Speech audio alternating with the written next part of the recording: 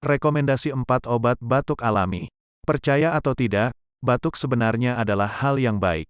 Ini adalah cara tubuh membersihkan saluran udara sebagai respons terhadap iritasi. Namun, jika batuk tidak berhenti, maka harus segera diobati. Berikut ini rekomendasi obat batuk alami yang mudah ditemukan di dapur. Diketahui, sebagian besar batuk sembuh dengan sendirinya tanpa pengobatan. Namun, akan lebih baik jika Anda mengobatinya agar batuk lebih cepat sembuh. Anda bisa melakukan pengobatan secara alami atau tanpa obat-obatan kimia. 1. Teh madu. Menurut beberapa penelitian, madu dapat meredakan batuk. Caranya, campurkan madu 2 sendok teh dengan air hangat atau teh herbal. Kamu bisa mengonsumsi racikan ini 1-2 kali sehari. Hindari memberikan pengobatan ini pada anak kecil di bawah usia 1 tahun.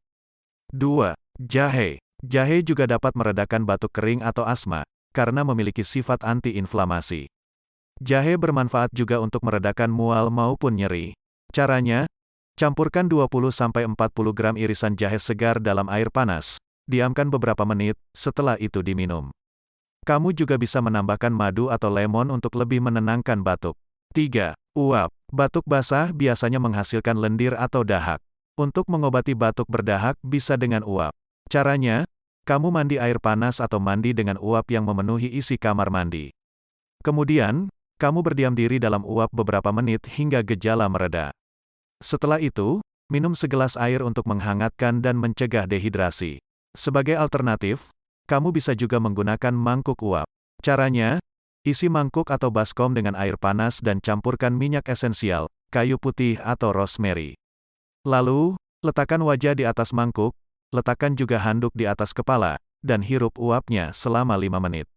4. Kumur air garam. Kumur air garam juga bisa menjadi obat sederhana untuk meredakan sakit tenggorokan dan batuk basah. Air garam dapat membantu mengurangi dahak maupun lendir yang memicu batuk. Caranya, aduk setengah sendok teh garam ke dalam secangkir air hangat sampai larut. Diamkan hingga dingin, lalu gunakan untuk berkumur dan diamkan beberapa saat sebelum dimuntahkan.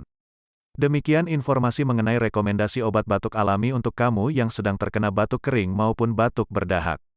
Semoga bermanfaat.